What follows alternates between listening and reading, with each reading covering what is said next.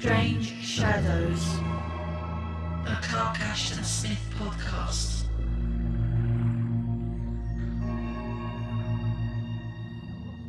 Muffled hissings appeared to issue from under the lids of some of these chests. From others, groans and cries as of indistinct voices, and metallic clinkings. I thought that the voices were those of dives or afrits rather than men. I shuddered and fled on, all the more precipitately because some of them had seemed to call me by name. The chamber was endless, and I saw that I had been mistaken as to its form. It enlarged itself before me, like the perspectives of a hall of ill dreams. Insensibly, and as if by the operation of some enchantment, it assumed a more frightful aspect. Greetings, friends, and welcome to Season 4, Episode 11 of Strange Shadows, the Clark Ashton Smith podcast. We're here today with something, well, it's a bit of a first, and I've also got a bit of a confession to make, because we are covering the third episode of Vathek, and you just heard the opening of that, or at least Smith's section, from our reader, Shelley de Cruz of Graveheart Designs.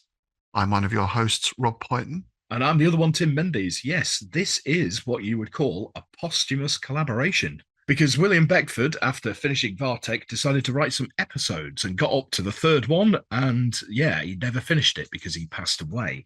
So many, many moons later, after an English translation was delivered, Smith was encouraged by certain people to finish it off. But we'll get into that in due course. And I think this is the first, and as far as I know, the only time Smith did something like this. Did he ever collaborate on? I know Lovecraft collaborated with various people, but I'm not sure that Smith did other than this. No, I think the nearest would be his translations of the Baudelaire. Yeah, of Baudelaire and stuff like that. But to my knowledge, he never did anything like that. So that's the first, and the confession is, I did start reading the whole thing and just couldn't. I got a few pages in and I was just reading words and nothing was happening in my mind, if you know what I mean. Yeah, Vathek is a slog, and this sort of, to me anyway, it's very dense, I think is the way of putting it. And this is a very good example of it. Yeah. Yeah, I skimmed it. Confession, I skimmed it as well. But we read the Smith portion in full, and that's what we're here to cover, so that's all that really matters. Absolutely. We'll do a little précis of the first part, and then we'll dig into the Smith section. But before we do that, we have just one or two news items. As it so happens, I was wandering around the internet today, and I found a blog called Grognardia, which is a gaming blog. I won't go into what grognards are in gaming, but if you know, you know. If you don't, look it up. But on this particular blog, they are doing a Clark Ashton Smith month. So they're looking at some of the stories. I'm guessing particularly with an eye to the gaming aspect, perhaps. I've only had a quick look at the website, but I'm going to dig in. It looks like a good blog. So I'll put a link up to that in the show notes below. And our second news item, well, it's a kind of something that just happened, is of course the Clark Ashton Smith Circle Conference over in Auburn, organised by our friend Niels. Indeed, yes. We've had a missive in from Mr. Hedgelin. It says, "I've recovered a bit and am now reflecting on the whirlwind that was the Smith Circle. I don't think it could have gone any better. The panelists were great. Smith collectors brought amazing items to share. The volunteers made mine and my family's work a lot easier, but most of all, we had about 70 enthusiastic Smith fans all in one place, appreciating his fiction, poetry, and art. Thank you so much for everyone who came or donated or wanted to come but couldn't and sent an encouraging messages instead. I took video of the art, book display, and the vendor room with my phone, so I'll be posting that soon. We were also able to record audio and video of the panels. I haven't looked at them yet, but if they turn out, I hope to be posting them over the next few weeks. I had many people not only ask when the next will be, but already volunteering to help. If we do this again, I'm pretty sure it won't be next year. But one reason I chose this year to have it is January in an even year is the furthest away possible from Necronomicon Providence, which I figured would have a similar audience. Yeah, very, very good sound thinking there. You've got to look at these things, haven't you? That's something we always look at. We're not clashing with anything. Yeah, yeah. And especially, I think, in Lovecraftian or similar terms, because they're relatively rare, even over in the US. So, you certainly don't want to be clashing with anything else. And it sounds like you did a great job, Niels. I've seen a couple of posts on Facebook so far where people have put up photos and everything else. And it was amazing seeing all the sculptures in the glass cases and the artwork. So, yeah, it looks like it was a tremendous day. Yeah, look forward to seeing the videos and stuff. If they turn out all right, we'll definitely have a watch of them. Yes, yes. And perhaps we'll get some sort of report or something in the near future. Indeed, yes, yes. Something for further down the line, I suspect.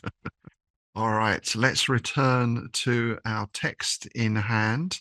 And shall we start with the publication history, sir? Are you sitting comfortably? Yes, this might go on a little bit here. I'm just going to put the kettle on. Yes, I was going to say, make yourself comfortable. Now, Smith first read William Beckford's Vathek when he was 15, and it became one of his biggest influences as a writer. As well as the novel, Beckford had written a series of episodes, as we mentioned, the third of which, the story of Princess Zulkais and Prince Kalila, went unfinished. An English translation was published in 1922 and ended up in the possession of Mr. H.P. Lovecraft. Yes, it was HPL and James F. Morton who put the idea in Smith's head of finishing it off. Lovecraft wrote to Smith on August the 27th, 1932, regarding episodes of Vathek, my copy is even now on its way to you as a long-term loan, and it is my hope that, as interest, you will ere long show me a completion of the third episode, which shall out Beckford.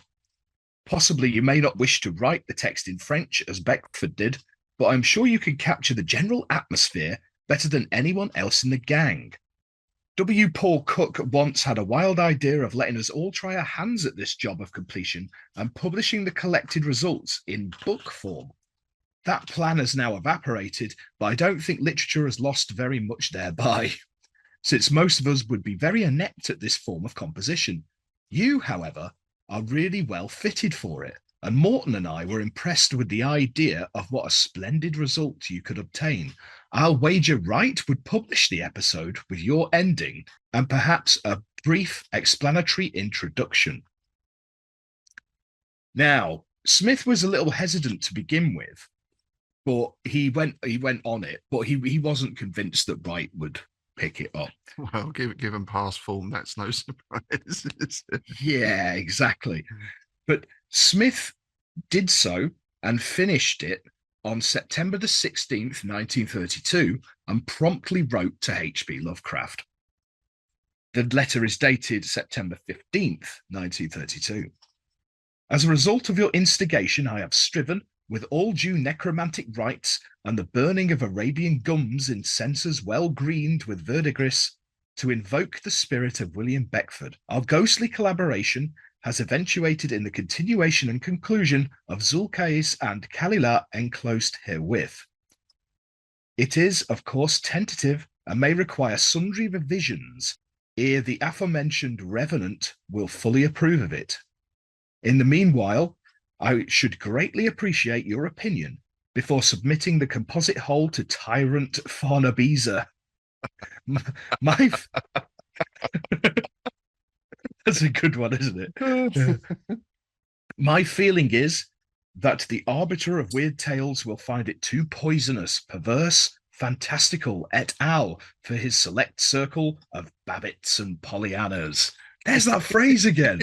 That's not the first time he's used that. He likes that phrase, doesn't he? Babbitts and Pollyannas. Yeah. Now, the final work comes in at 4,000 words of Smith and 13,000 of Beckford. Essentially, when put together, it's a novella. It's about 17,000 words, sorry. Smith subbed it to Farnsworth Wright, who held on to it for several months until finally rejecting it. Now, surprisingly, Wright liked it very, very much and kept mentioning it. Wow. He really liked it, but he couldn't find a way of using it because I guess it's 17,000 words, and it's quite niche as well. So I mean, it's all right serializing something like Reanimator or something like that, which is pulpy and people are going to tune in episodic because it's episodic in nature. Whereas this, you just have to cut it in half and stick it in somewhere. Who's really going to clamour for part two? You know, that's got to be at the back of his head. I mean, I understand this for a change. This one I do understand. Yeah. Now we have an excerpt of a letter dated April 25th, 1934. So a couple of years after he wrote it, from Farnsworth Wright. My head is full of plans to be carried out in that hypothetical future. I hope not too hypothetical, when the depression will be far enough behind us so that plans can be brought to realization. One of these plans is to put out yearly, on excellent paper, with an attractive typeface, a really attractive book. I think we could then use your third episode of Vathek. That is, we could then publish Beckford's work, including your ending of the third episode, and starting the book off with a foreword by yourself or Lovecraft. What say, fella? Say, fella. Yeah, what say, fella? That would surprise me. It sounds like a great idea, but unfortunately it never came to fruition. Wright instead used the resources of the publishing company to subsidize the Magic Carpet and Oriental Stories, which were companion magazines to Weird Tales, as well as an edition of A Midsummer Night's Dream. Wow, that's odd. Yeah. I suppose it fits into that sort of fairy tale fantasy kind of genre, but that's very much European, isn't it? Midsummer Night Dream. Yeah. Puck and Oberon and everything. Yeah, well, interestingly as well, because there's only just a brief mention here, part of a never realized Wright Shakespeare library. My word, never knew that. No, so it sounded, but it never came to fruition. All that came out of it was Midsummer Night's Dream. So it sounds like Wright wanted to publish Shakespeare. Wow. And it never came to be. So to publish or not to publish? No, for it hath too many long words. Dear. It's going to be one of them days, isn't it? Oh, yes. Oh, it's going to get worse, believe you me. Oh, dearie me. So after that, and it was freed up, Smith next subbed it to the Golden Book, which I'd never heard of. No, that's new on me. Not heard of that. Well, the Golden Book was an American magazine that published short stories and ran from 1925 to 1935. It was based in New York City and published monthly by the Review of Reviews Corporation. Review. Was they review reviews? Well, that's what I would. Yeah, I don't understand that name either.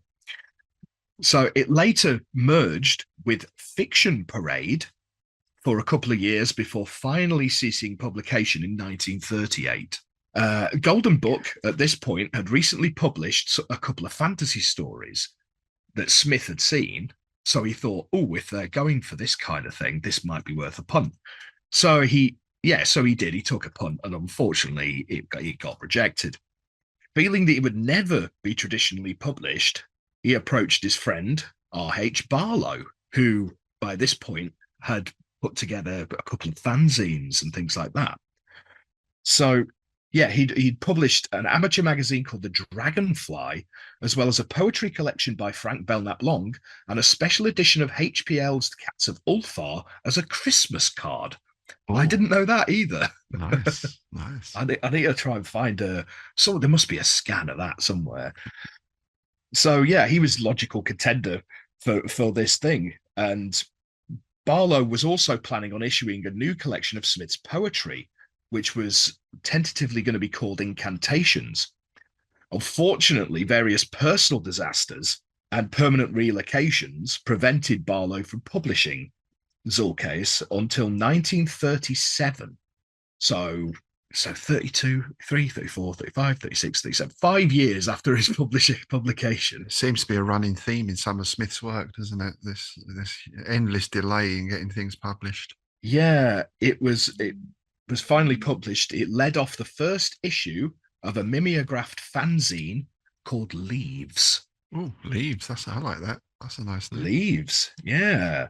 And then after this, Smith wanted to include it in his third Arkham collection, Genius Loci and Other Tales, but because of space limitations, there we go again, it's 17,000 words. It didn't appear until The Abominations of Yondo, a book that did not come out until the year before Smith died. Wow. That's a long old trek for a story, isn't it? Bloody hell. 20, 30 years later kind of thing, pretty much then. Yeah. Yeah, absolutely madness. Yeah. Yeah, the text we're going off is the original typescript that Smith sent to Barlow. Right. Okay. Okay. Yeah, which later came into the possession of August Derleth. Ah. Yeah, because Derleth obviously collected a lot of Smith's letters and everything after he passed away and things like that, didn't he? So yeah. Okay, so let's first of all, just to set the scene, let's talk a little bit about the original novel, Vathek, and its author, William Beckford, British writer and politician. He was reputed at one stage to be England's richest commoner because his father had been Lord Mayor of London twice, and he inherited from his father 1 million in cash. Jesus Christ. I mean, what was that? You remember those huge old £5 notes? I vaguely remember those. Oh yeah, but before that, there was that big old like A4, the bills. 1 million in cash. Would they have stashed in chests or something? Those white fivers. Yeah, yeah. He got an estate in Wiltshire, and unfortunately, but we should mention several sugar plantations in Jamaica with all the unpleasantness that goes along with that. So once again, built off the back of slavery, which is a common story in British history, of course. Yeah. Beckford was best known for writing Vathek, for building Fonthill Abbey and Beckford's Tower in Bath, and he had an extensive art collection as well. Now, he self-exiled himself to Europe after a particular scandal involving a young lad, let's put it that way. And it was in France that he wrote Vathek, and he actually wrote it in French. It was translated into English by the Reverend Samuel Henley, and it was actually first published in English. That was in 1786, but without Beckford's name on it, and it was entitled An Arabian Tale from an unpublished manuscript, claiming to be translated directly from Arabic. So I guess on seeing that, Beckford said, oh, hang on a minute. So the French edition was then published as Vathek in December 1786. Yeah. It has been a very influential work. It's kind of strange because it's thought of as one of the great Gothic novels, the Monk, Castle of Otranto and everything else, but it's a totally different setting. And it doesn't really have those Gothic trappings, castles, ghosts, stormy nights, all that sort of stuff. Obviously, it's set in the Middle East. Lord Byron cited it as a source of some of his poems. Other romantic poems wrote works with a Middle Eastern setting inspired by Vathek, including Robert Southey, Thomas More, and John Keats. And Edgar Allan Poe mentions Vathek in Landor's Cottage. Yeah. And obviously, as we will find out, a great influence on Lovecraft and Smith and many others as well. In fact, Lovecraft cited Vathek as the inspiration for his unfinished novel Azathoth, and it's also believed to have been a model for the dream quest of unknown Kadath, which I think I can see now. Now I've read some of this, I can very much see that. Yeah. It's interesting because I always thought it was more Dunsany and things like that, but having read this, I can see the Beckford influence now. And I'm not sure if it was the first or if it was before or after Arabian Nights, but it tied very much into this exoticism and Orientalism. In fact, it was Beckford who came up with the term Orientalism to describe the novel, where anything to the east was seen as exotic, otherworldly, fantastic. We can say those are positive things, but it also, of course, fostered this view of anything from the east being tyrannical, decadent, leading to weakness. This sort of idea that having all this luxury around led to a decline in morality and everything else. And one interesting little thing I found was Gibbon, the historian Gibbon.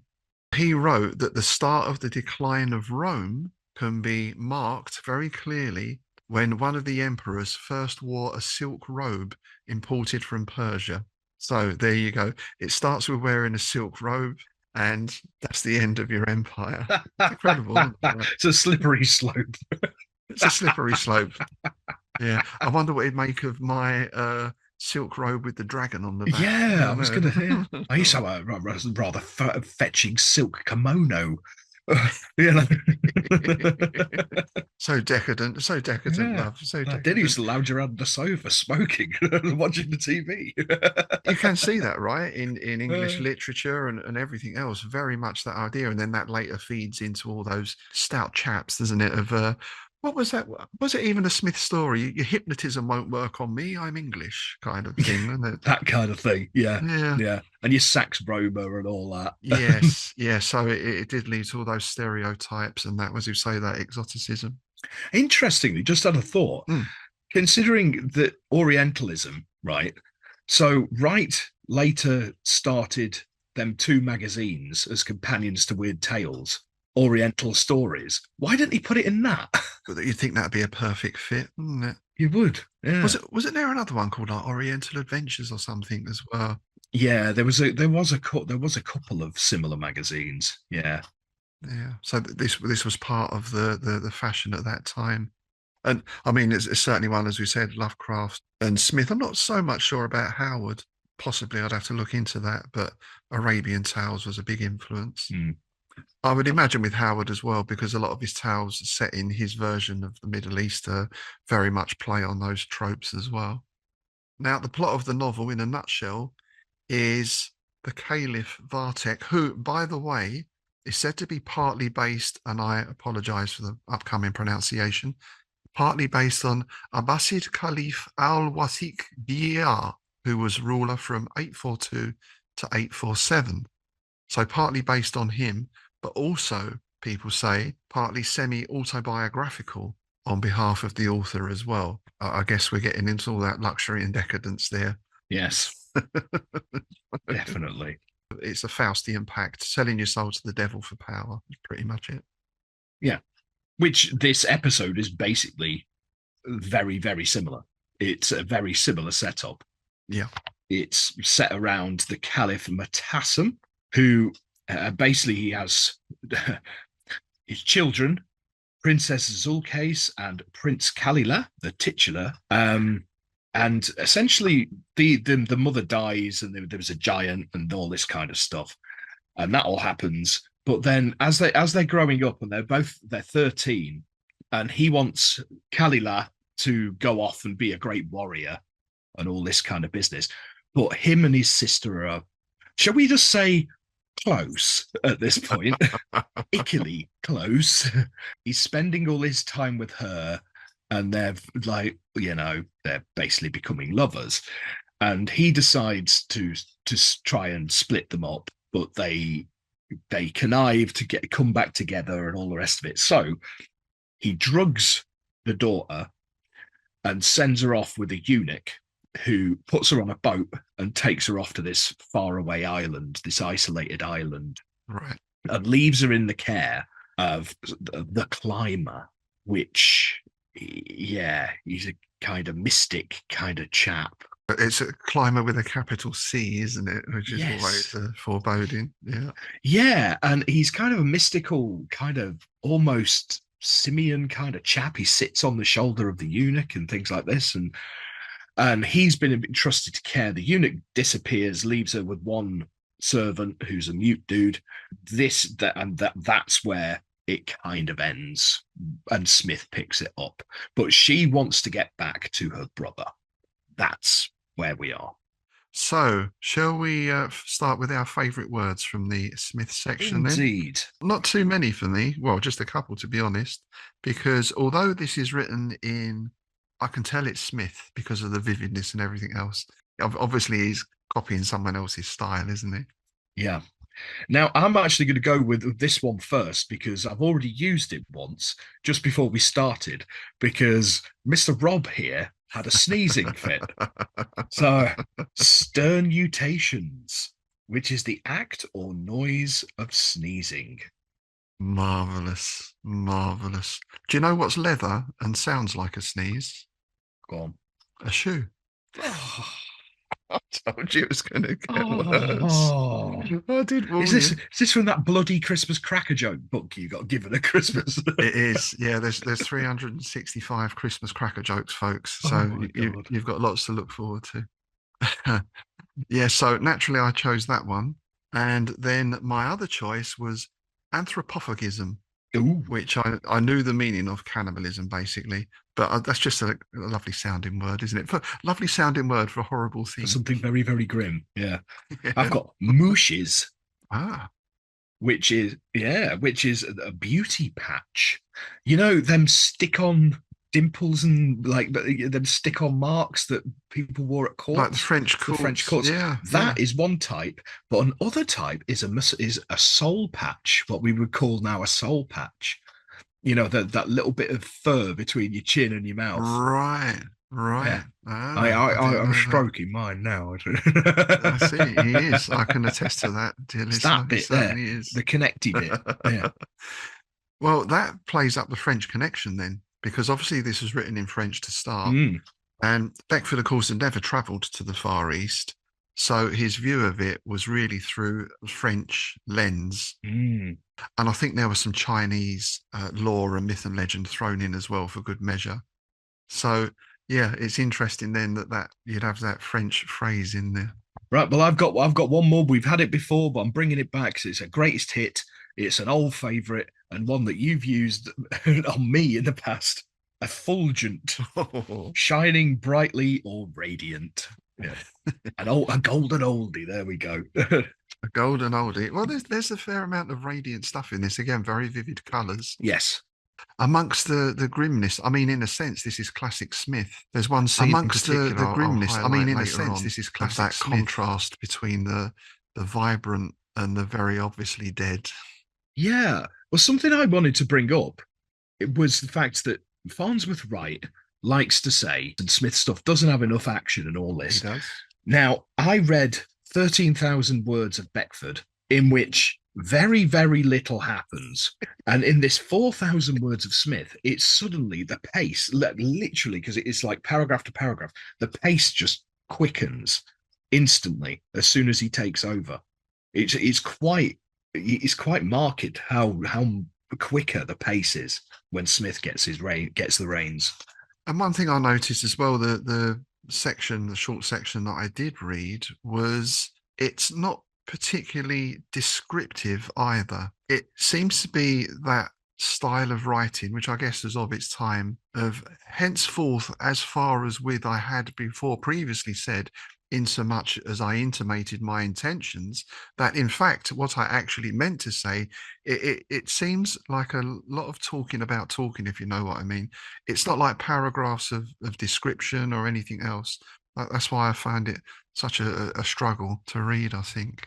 Yeah, no, I would totally agree with you on that. But part of me wonders if any of that is the translation, because you often find that, don't you, with the translations? If the translator translates something literally, but doesn't cut it down, because obviously French and English, they have some connective tissue, obviously, but generally, they're different. They're very different. So if you translate it directly, it's word salad. Yeah. That could be it's a good point, yeah.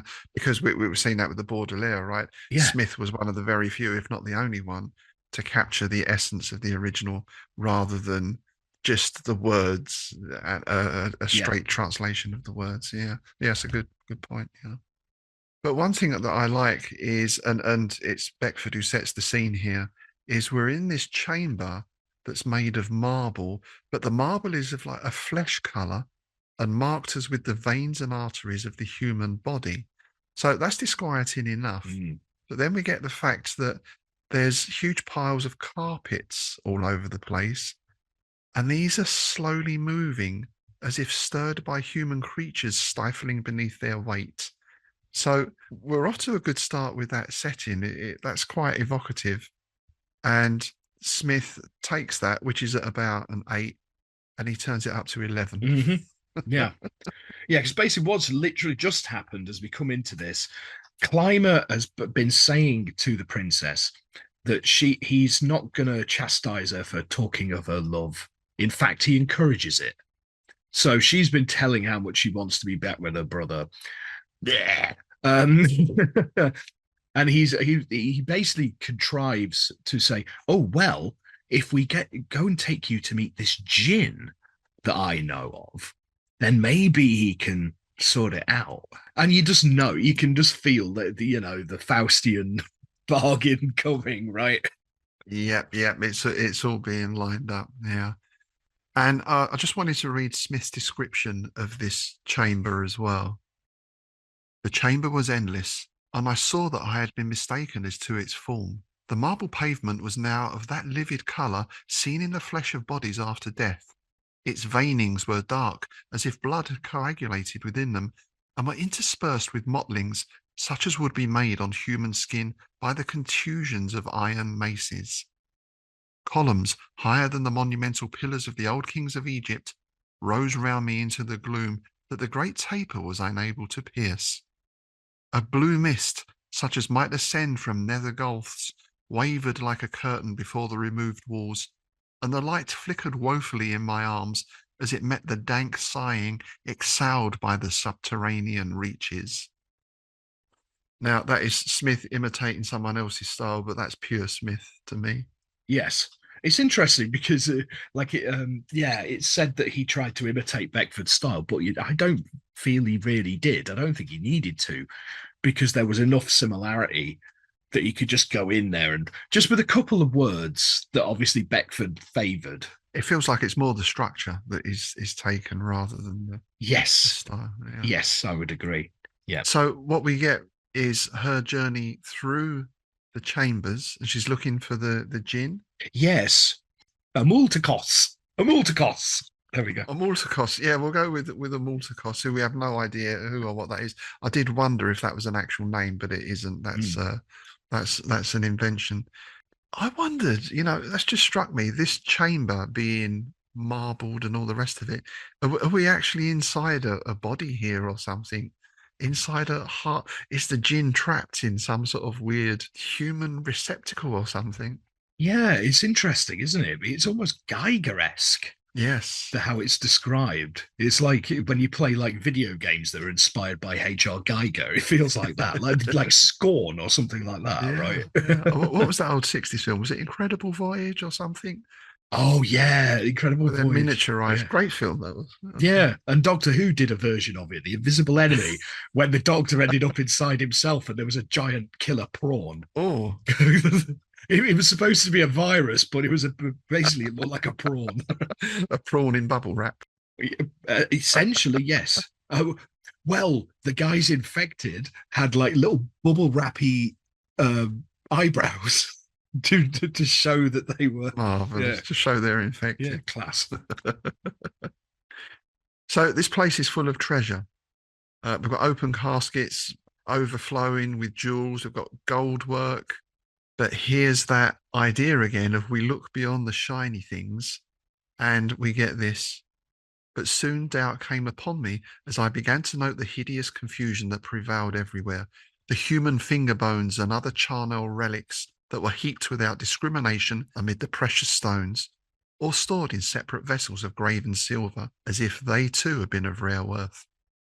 I saw also that some of the larger caskets were really sarcophagi, such as were used by the Egyptians. They had been brimmed with skulls and severed members of mummies and gold coins. Serpents, milk white and wholly scaleless, crept to and fro, bringing in their mouths bright jewels or fragments of bone, which they deposited in certain receptacles that were not yet filled to the rim. So a good old Smith Charnel scene, eh? Yeah. I wonder what Beckford would have done. I don't know. I don't think he'd have gone quite as grim on this, Is this like the evolution of horror we're seeing here, do you think? Oh, yeah, maybe. Might be an interesting... Someone must have charted that at some point. We go from people fainting at seeing a piano leg to, now we've got strange serpents slithering through the remains of mummies and bones and stuff. Yeah. And this is where we meet the djinn, which is quite interesting. Is this Smith's invention or is this from the original? I'm guessing that this is the first time this character has appeared. I'm assuming so, yeah. but it's because it feels like a classic Smith creation, doesn't it? Mm. It was almost more than I could do to refrain from bursting into wild laughter, for the uncommon personage before me resembled as much as anything else a mangy baboon whose hair had fallen out in broad patches. His head and face indeed were altogether hairless, like those of the ancient priests, but the brows had been painted with kohl to relieve their blank appearance, and the same cosmetic had been applied in large moushes about the jowls.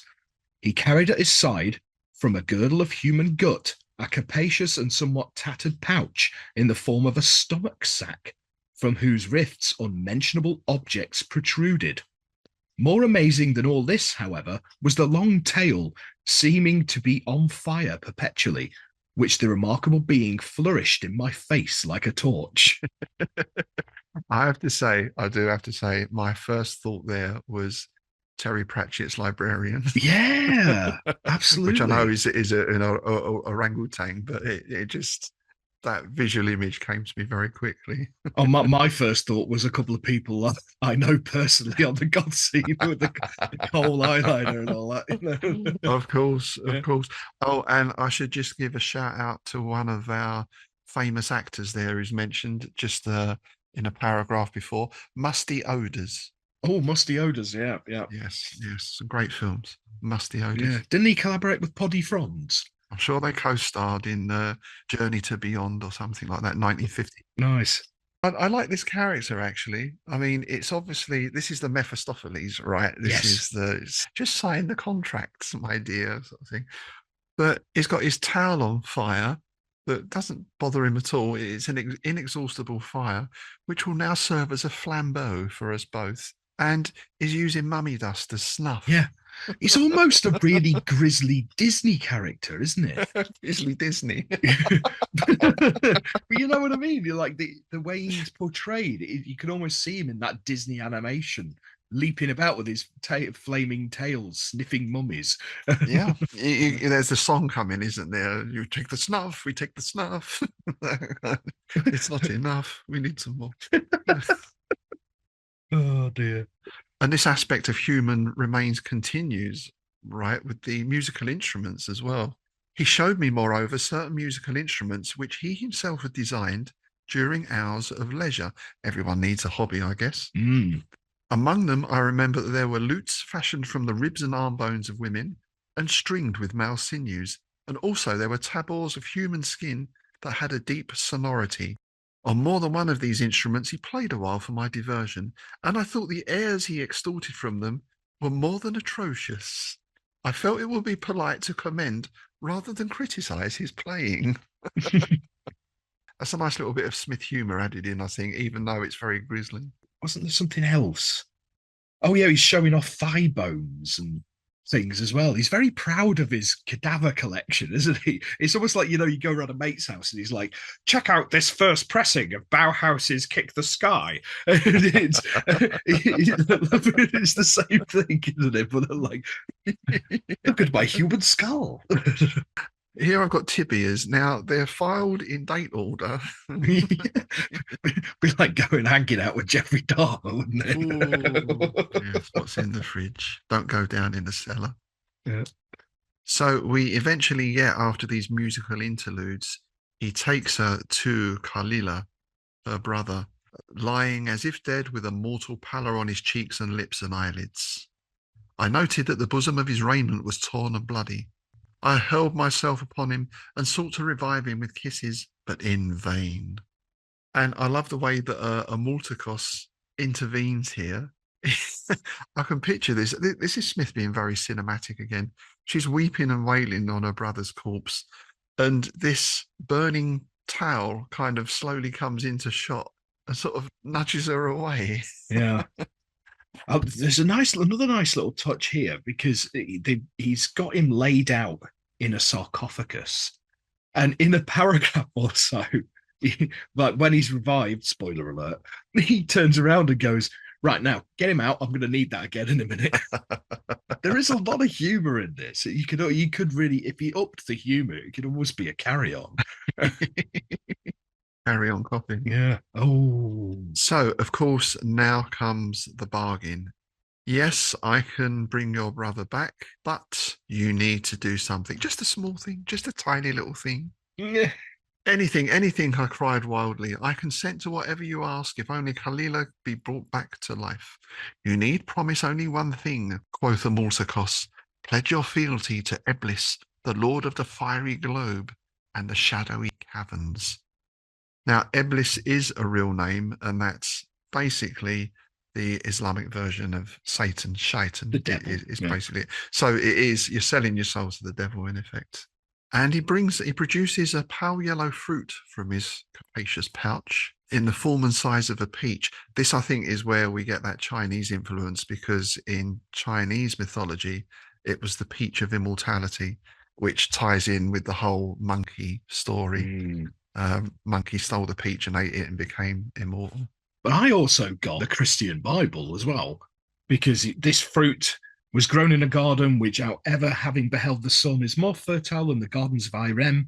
If you squeeze it very gently above the lips of Kalila, a single drop of its juice falling down upon them will suffice to resuscitate him in all the bloom that you have loved so dearly. The fruit after that is yours to retain, but I trust that you will not be so careless as to devour it at any future time. If you were to do this, the results would be very surprising, since the action of the juice on those who languish at the gates of death and those who exult in the fullness of life is an altogether different thing. It's original sin. Temptation of Eve, isn't it? Absolutely. Yeah, it's the temptation of Eve. And you wonder if is that garden Eden then? Did Eden see this? Yeah, see the sun. I don't know. Because later on, he mentions the trees of like, don't go eating my. I'll make sure you've got food. Don't go eating my fruit. That's got to be it. That's a direct reference, pretty much. Isn't it? So yes, the fruit works, and Kalila rears his head, perceives for the first time the remarkable baboon who had hitherto been screened from his view by my bosom. Sorry. I knew that had set you off. Bazoom. Well, you did say she was the titular character earlier. I did, yes, indeed. He springs out of the sarcophagus and basically is happy to be alive again. Though he's a little bit confused as to what's going on and where are we and all this kind of stuff, as one would be, I would imagine. Amortikos says, yeah, okay, that's great. Look, I'll tell you what, I've got a little room over here. You can go and stay in there. And that moves us into the next scene.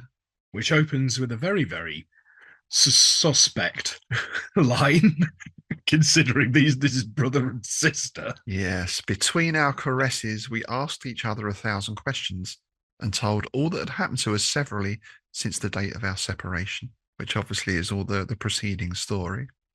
So in this room, they go into this almost timeless state. It feels a little bit like paradise or something like that. They're not aware of time passing and they're just enjoying each other's company, I think. Delicately put. Yeah, and while they're in there, obviously they're talking, and she explained at some point how he became to be resurrected, and he smells a rat instantly because he says, "Alas, I fear all this has been prearranged and for no good purpose. The lions who attacked me were of supernatural size and fierceness. No doubt they were the very jinns of whom Amortikos told you, and after their talons had slain my followers and had rendered me senseless, they brought me here. You, Zulcais, through your affection for me, have entered the trap. However, let us try and forget this. No matter how dark and precarious our situation, we have at least the consolation of each other's society." And so, yeah, this where they enter into this sort of timeless state now that you mentioned. But yeah, he smelled the rat right from the off. Here's the bait. Yeah, that's drawn her in. Yeah, and we get that contrast again as well, because as lovely as this place is, by the illumination that these vessels yielded, we began to remark on the moth holes in the figured hangings and the great age of the couches, whose coverings might have been exhumed from palaces long buried in the desert sand. We noted also that the lamps and censers were overspread with verdigris, The fumes of the latter vessels troubled us, being both musty and aromatic, like the balms that exhale from the cerements of the Pharaohs. There's a album named Cerements of the Pharaohs. Yeah. Yeah, probably by somebody like Garden of Delight, one of those goth bands that use all the, the Egyptian imagery. So again, although on the face of it, it is a paradisical setting, there's that appearance, that undertone of decay. So how much of this is an illusion in any case? Is it that idea you see in fantasy quite a lot? You're eating this fabulous meal, but when the illusion fades, you've got maggoty bread and meat and all that kind of yuck. Speaking of food, Yeah. she grows faint with hunger because there's no viands in the room for my regalement. But she's got the fruit still, which she has placed in her bosom. I'm going to say it again. Of course, as I'm sure the djinn knows, she takes a bite And basically goes on a voyage to Freak Out City, I think is the best way of describing it. She goes on a bit. Alice takes a trip. Oh yes, Alice takes a trip. Yes, yeah, and that ends with the fruit kind of floats away from her, and she chases it, and she finds herself teetering on the edge of a precipice where the fruit, or now called the ball receded, plunging into the abysses from which the dismal and eternal roaring of lost waters came up to arrest me. And she's ready to go over. But this is where Ormaltakos now reappears and saves her from falling into the precipice, because this is like the river Styx, Yes. isn't it? Yeah. Was the impression. You go into that. No. You don't go into there until you're ready for your last journey. Yeah, because we get a brilliant scene, probably my favourite bit of imagery in this thing coming up about this river. And yeah, so this is where that garden comes in, because Eblis permits me to keep you here a while as my guests. This is Ormaltakos. My subterranean garden lies not far away, and in it is a pavilion which you may occupy. Food and drink will be served regularly to you, and in plenteous quantities. And I trust that neither of you will be tempted, in view of what has occurred, to sample the fruit of my trees. Yeah, because he's got him now. Because in order to stop her plunging to her death, the brother has said to him, "Oh, I'll do anything." "Ah, well, pledge yourself to it, Bliss." "Okay, then save my sister." He's got them both. He's got two for the price of one. It's a two for. Yeah, he's a clever little bugger, this djinn, isn't he? Yeah. Very cunning. So they're in the pavilion in the garden now, and it's a very similar idea. There's no sense of time passing or anything else.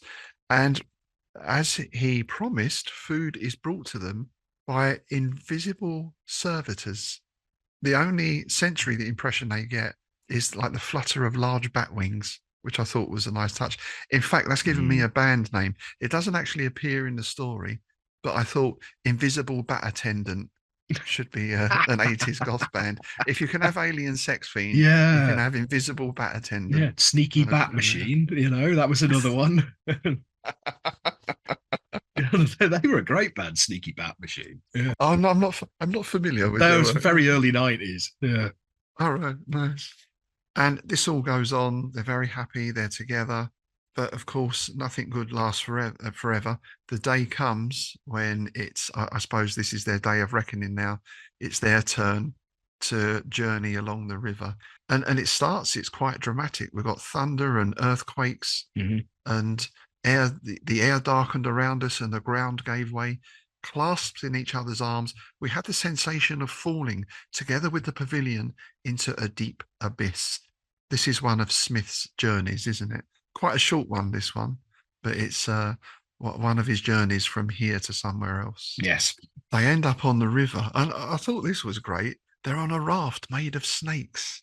This is the bit I alluded to. This is my favourite bit in this story. I absolutely love this.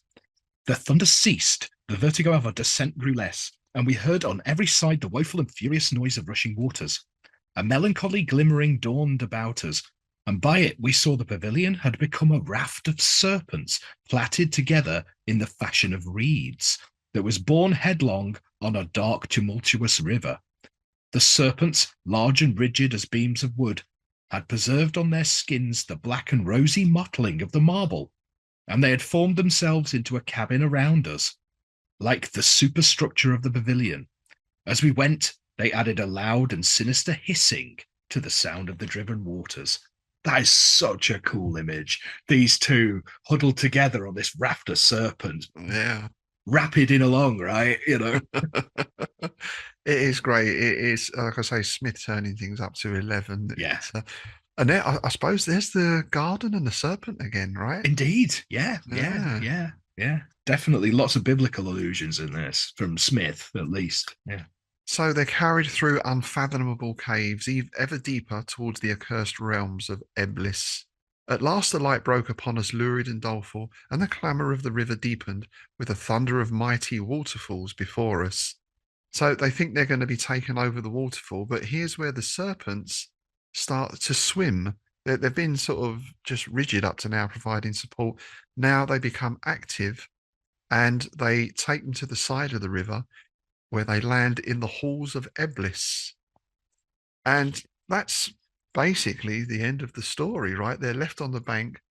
The serpents separate and go back, swim back upstream, which is quite a feat, a bit like salmon. Mm-hmm. And it finishes thus.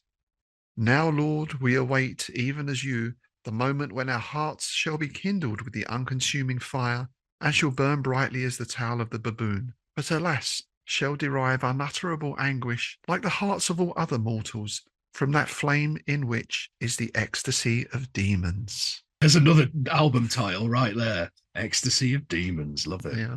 So presumably they're just awaiting the appearance of Eblis now to take them into his realm. Yep. And their souls belong to him because they signed the contract. I do wonder, because like we're saying about how it picks up and how it cracks along at a remarkable pace. And you were saying that, Smith turns it up to 11. I wonder if that was because Lovecraft put in that letter, out Beckford. Oh, yeah, he did, didn't he? Yeah. I wonder if Smith saw it as a challenge and went, I will. I think he did, and he did. Yeah. Yeah, if the rest of the story had been like that, I would have read the whole thing, no doubt. Oh, yeah. That's quite a thing. To keep that up over 17,000 words is quite a thing, though. But certainly for me, the finale was better than the start there. I didn't see anything that interested me in that same way in the Beckford. There was a couple of good bits. There was a couple of nice bits, but they were very few and far between. And the really good bits were kind of small paragraphs surrounded by huge paragraphs when nothing really goes on. Yeah. I do wonder if translation was an issue. Yeah. I really do. Very possibly. And I like that Lovecraft said, are you going to do it in French? Yeah. Don't worry about doing it in French. Yeah. Because obviously Smith could have, right? He could have. Yeah. Now, you mentioned the letters at the start there, and obviously that one of Lovecraft to Smith, giving him the idea. And then that letter back to Lovecraft saying, oh, I've done this now. I've sent it on to Tyrone Farnabiza. I feel I should read the return address for that letter. So this is 19th of September 1932, written in the treasury of Umatakos by the illumination shed from the eternally burning tail of the baboon. Nice. And as you said, it's like, here it is. What do you think? Yeah. And we get a response. 23rd of September. The post is good, isn't it, out there? I know. You're considering California, New England. Yeah. They're literally opposite ends of the country. They couldn't get any further apart. Is it going across by mail train or something like that? I imagine. It'd be freight train, wouldn't it? Yeah. That's great. I mean, I just got a Christmas card from Nils, actually. Thank you, Nils. That arrived this morning, middle of January, posted before Christmas. So, seems like it was better back then than it is now. Yeah. Anyway, 23rd of September 1932, Halls of Eblis, night of the equinox. Dear Clark Ashton, congratulations. Mr. Beckford, his right hand clapped on his perpetually inflamed heart, rejoices at the fidelity with which his shade has inspired you. Even the rigours of Eblis's dark abode become lighter from his consciousness that he can still address a terrestrial audience. Forgetting for the moment his anguish, he calls upon the distracted form of the Caliph Vathek to witness his triumph, and seeks out amidst the frenzied throng the rage-convulsed Kalila and his sister, that he may apprise them of the delivery of their dismal history to the world after so long an obscurity. Eblis himself, majestic on his globe of fire, surveys with anxiety this new link betwixt his unhappy subjects and the sunlit regions they have quitted, and a council of genii and afrits assemble to consider the singular occasion. Most assuredly, you have performed the function of medium with brilliancy and fidelity, and I conceive that not a few will suspect you of having hold of some Beckford manuscript which escaped the exhumations of Mr. Melville 20 years ago. I have perused the text with the most extreme interest, and do not see how anyone could detect a break betwixt your supplement and the surviving fragment. In the course of time, I shall send it to Morton, Cook, and others who have expressed an interest in the matter, though I hope it may attain the dignity of W.T. publication, despite the singular scruples and capricious prejudices of satrap Farmer Barzon. Oh my God, brilliant. Now, when you read that, you can see that in a sense, Lovecraft could have equally written that ending. Oh, of course he could. Yeah. And I think what he does there, that's the style of Beckford, right? Yes.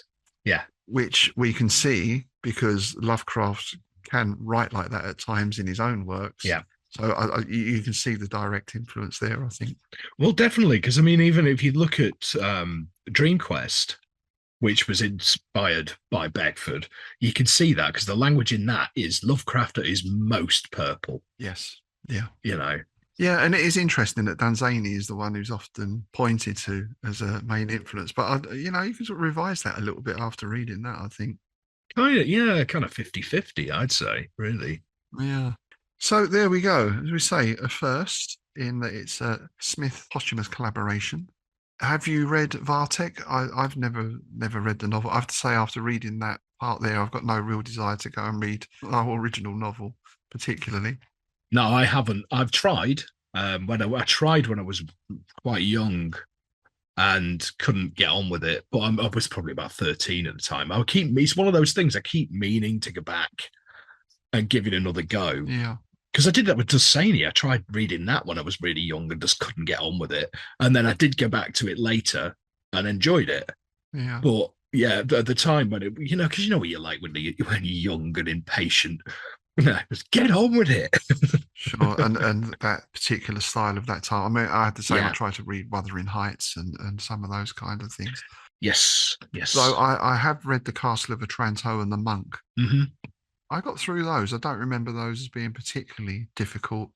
No. But I can't remember much about either of them either.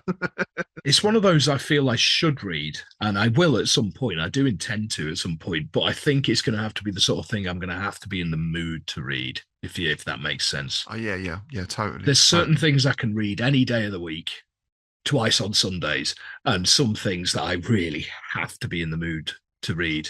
It's same with watching. It's same with film and TV, There's certain stuff I can watch any day, all the time. And then there's stuff that I really have to be in the mood to watch. Yeah.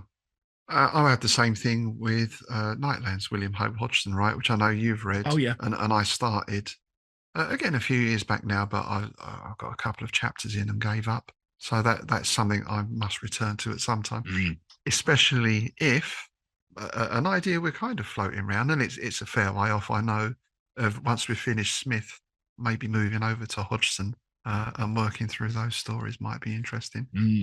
Yeah. But that's all in the future. I suppose, in a sense, if you're studying weird fiction, you have to look at these because these are the roots. Oh, absolutely. Right? Yeah. For so many. Yeah, that's why it's one of my, it's on my very, very large list of things that I need to read at some point. I've just never got round to owning a copy. Yeah. Is there there's need to read and want to read and, oh, this looks interesting. I'll just pick this up. Oh, that's the problem, isn't it? It's that magpie mind thing. Ooh, shiny thing. Well, I popped into the library yesterday, and libraries are the greatest invention ever. I've been using libraries since I was old enough to use libraries, And I just went in with the intention of taking a couple of books back and came out with 3 new ones. Yeah. And the great thing with the library book, if you don't like it, you get into it a bit, you don't like it, well, you just put it to one side and you take it back. When you buy a book, and let's face it, even a paperback now, you can be paying like 15 quid. Mm. There's an investment. And if you don't like it, it's, well, that's sort of a bit of a waste. Plus, of course, given that every book now seems to be 550 bloody pages. Tell me about it.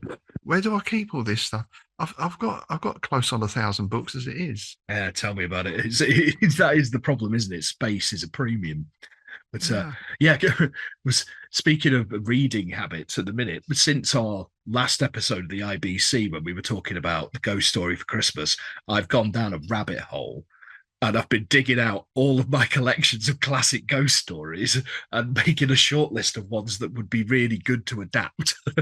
Oh, marvelous. Brilliant. Yeah. I'm looking forward to seeing people's ideas for that. Yeah. Yeah. I'm going to whittle it down to a short list. So when we talk about that, I've got to have a few of my own ideas. I'm currently reading through the Penguin Classics, Lafcadio Hearn's Japanese ghost stories. Oh, class. Marvelous. Great stuff. Marvelous. Yeah. I've still got a load of those type of books, which again are fairly slim on the shelf. Some of them, the bigger collections are a bit thicker, but I did have a load that I got rid of a while back. Oliver Onions, yes, and people like that. Great Victorian ghost stories and all those kind of things. Yeah, Sheridan Le Fanu and all that. Yeah. Oh yeah. It's as we mentioned on the IBC, our New Year roundup.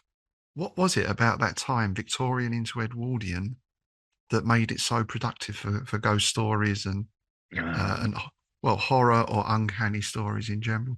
Was it the rise of spiritualism and all that sort of thing? I guess so. They kind of went hand in hand, didn't they? Yeah. Very interesting. So we have, speaking of capacious sacks, as was mentioned a little earlier, not carried by a baboon, unfortunately, though given the fire risk of the towel, then perhaps that's a good thing. Yeah. But we do have some missives in the bag, and we're going to go back to Niels again, who we opened the show with, his report from the Smith conference. This was pre-conference. This is a strange one. One of you mentioned I'd get some crazy questions in preparing for the conference. I wonder if you've gotten something like this. Dennis Rickard published one of the only books on Smith's art with a number of pictures of his sculptures and paintings. He is coming to the conference. Rickard was a friend of George Haas, and Haas was a friend of Smith. Rick inherited Haas's large collection of Smith items when he died. Apparently, part of the collection included Smith's haunted wedding bed. WTF.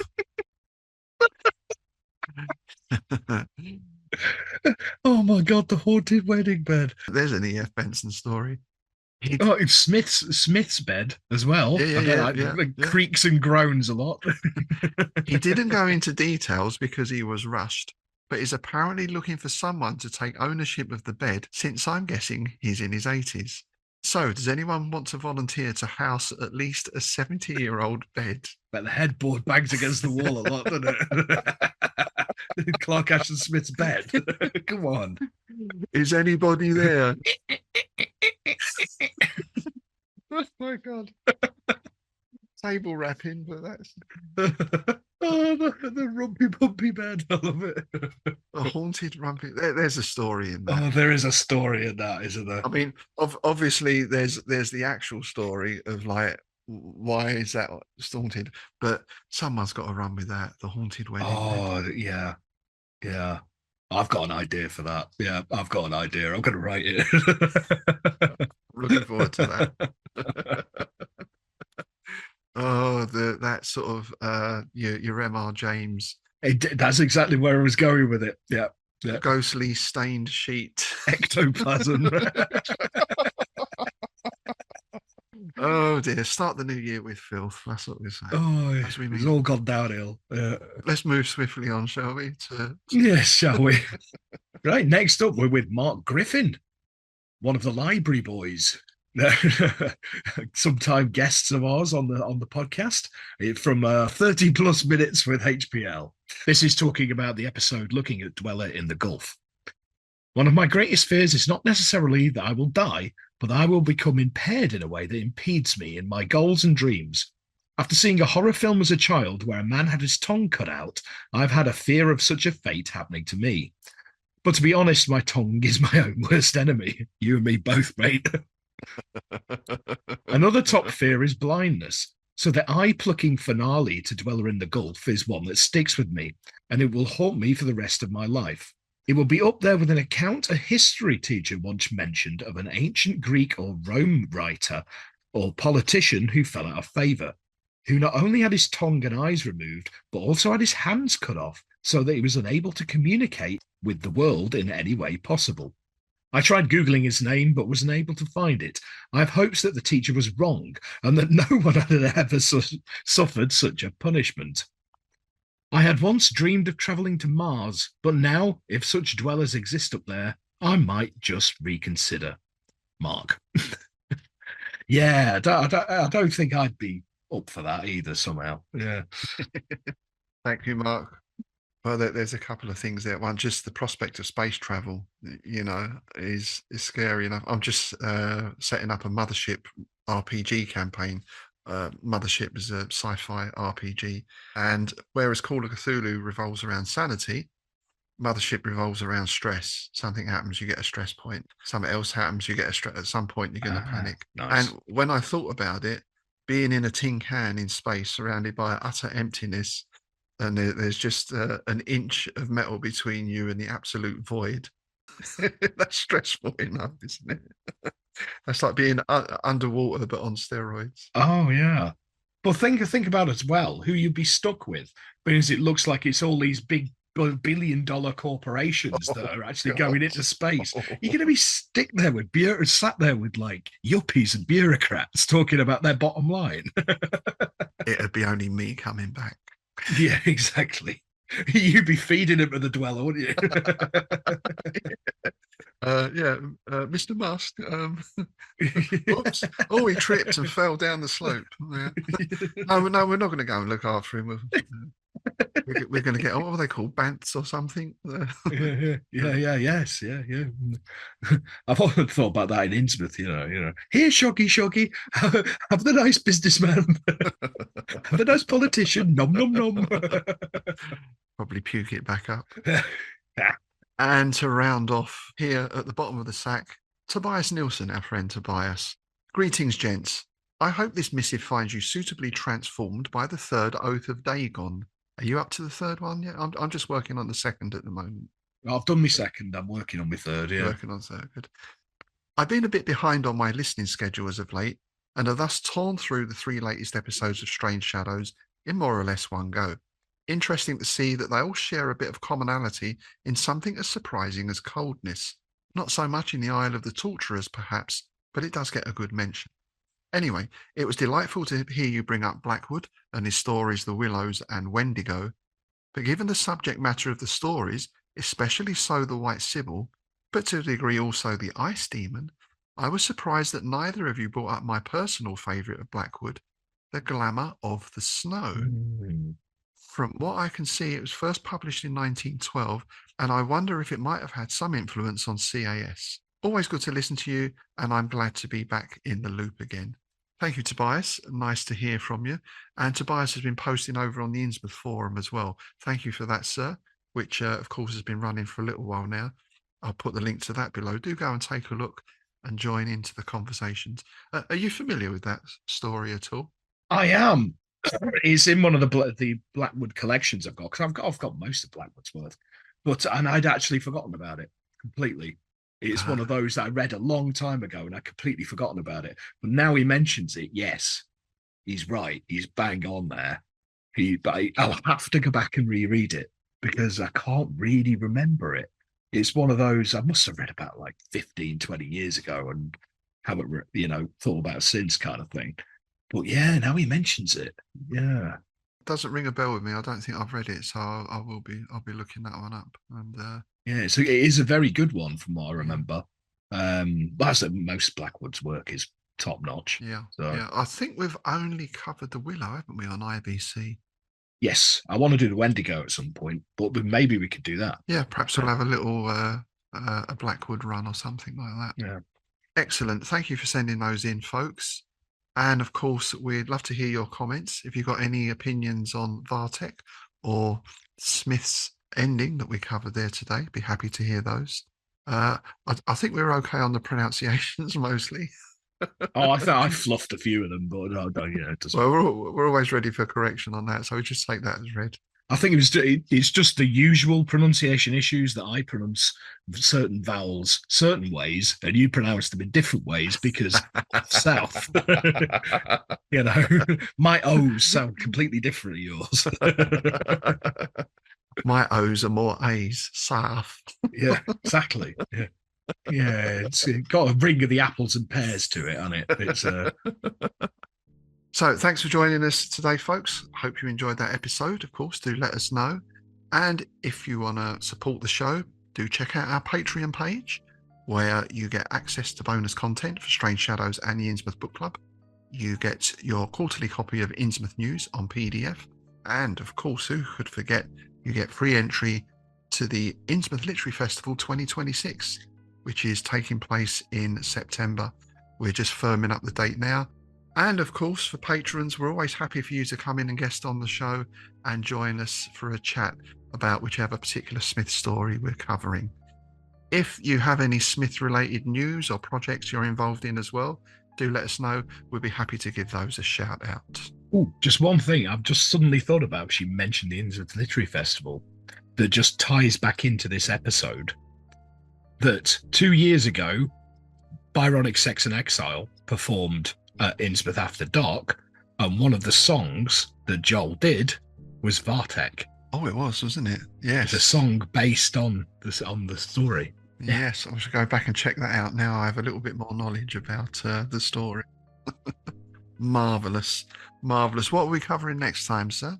Next time, we are looking at a classic, a bona fide classic, and I believe it was the first Smith story you ever read, Genius Loci. It was, yeah, and I read it in a very particular time and place, which I'll go into next episode, yeah. Excellent stuff. All right, thanks again for joining us, folks. We'll see you next time. It's a goodbye from me, Rob Hoyt. And it's goodbye from me, Tim Mendes.